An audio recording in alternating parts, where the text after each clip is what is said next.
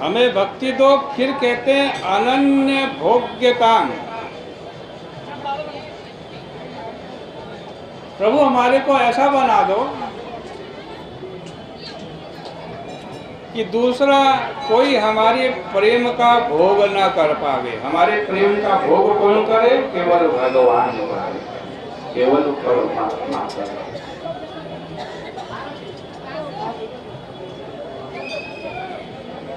हम जब भी भोग बने तो किसी दूसरे के न बने, परमात्मा के भोग बने।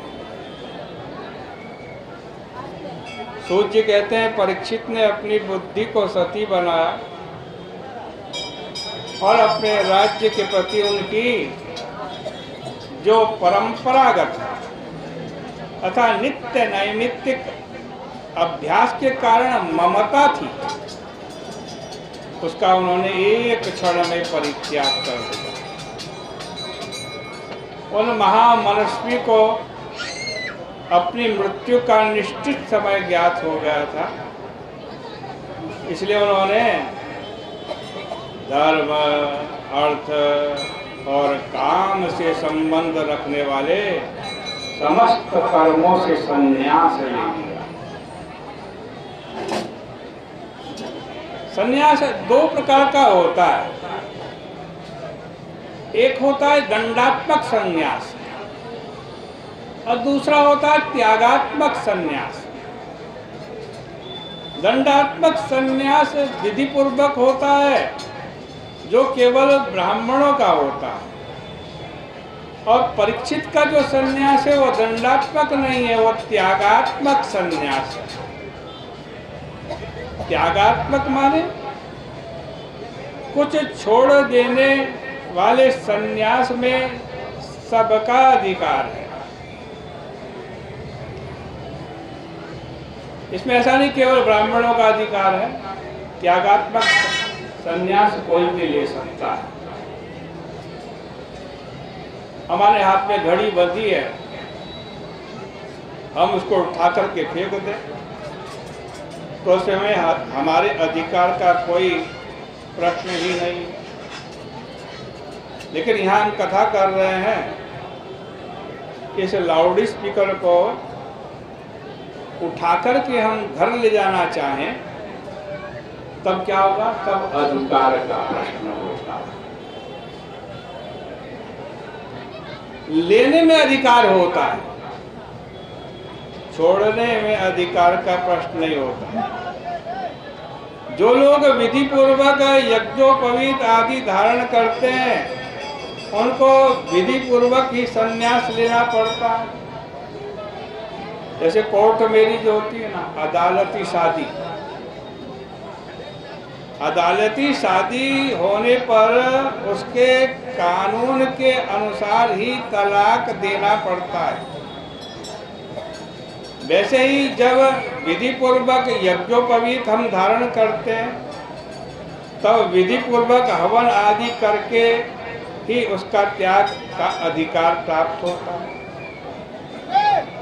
परीक्षित ने त्यागात्मक संन्यास लेते समय न तो गेरुआ वस्त्र पहना, न ही दंड ग्रहण किया, उन्होंने त्रैसर्गिक संन्यास कर लिया।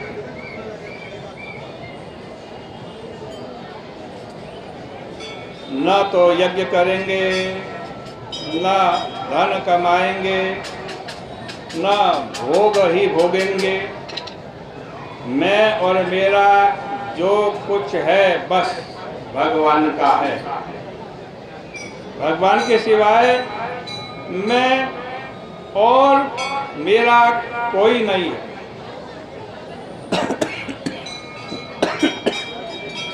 तो देखो यहाँ पर राजा परीक्षित ने कहा, मुनिवर भगवान की कथा ज्यों-ज्यों आप सुनाते जा रहे हैं त्यों-त्यों हमारा अज्ञानांधकार दूर होता जा रहा है।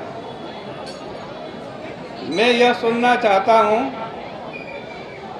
कि भगवान इस दुनिया को कैसे बनाते हैं। इस दुनिया को बनाने वाले भगवान है ना, उन्होंने कैसे इस दुनिया को बनाया। पालन करने वाले भी भगवान हैं, तो भगवान दुनिया का पालन कैसे करते हैं, किस शक्ति से खेलते हैं, खिलाते हैं। भगवान की लीला जल्दी समझ में नहीं आती। हे गुरुदेव, केवल आप ही ठीक ठीक भगवान की लीला को सुना सकते हैं और समझा भी सकते हैं। और इस प्रकार राजा परीक्षित का भगवत कथा श्रवण के प्रति प्रेम पूर्ण आग्रह देखकर सुखदेव जी महाराज ने भगवान का स्मरण करके आज सबसे पहले मंगलाचरण किया। मंगल उसको कहते हैं जिसमें आदमी अपने काम में आगे बढ़े,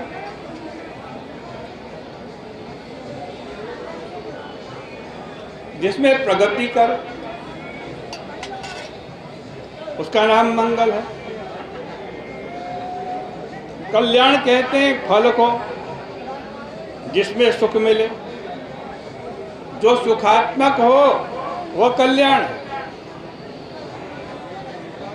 और जो आगे बढ़ाने वाला हो, प्रगति करने वाला हो, वो मंगल है।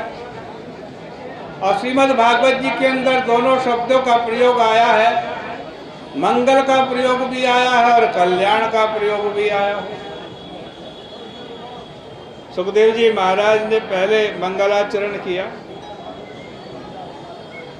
हमारी परंपरा है मंगलादीनी मंगल मध्यानि मंगलांतानि शास्त्राणि प्रथन्ते। जब कोई ग्रंथ प्रारंभ करो तो तब मंगलाचरण करो, ग्रंथ के मध्य में मंगलाचरण करो, ग्रंथ के अंत में मंगलाचरण करो। सुखदेव जी सबसे पहले उस परम पुरुष को नमस्कार करते हैं। नमः परस्मै पुरुषाय भूयसे। जो पुरुष है, छोटा बनकर के बैठा है, अथवा जो पुरुष में रहकर भी पुरुष के समान छोटा नहीं, वह सृष्टि स्थिति प्रलय की लीला मनुष्य के भीतर रहकर के करता है।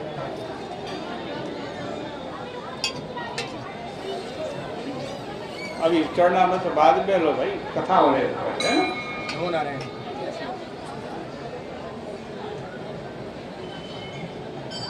अभी कथा।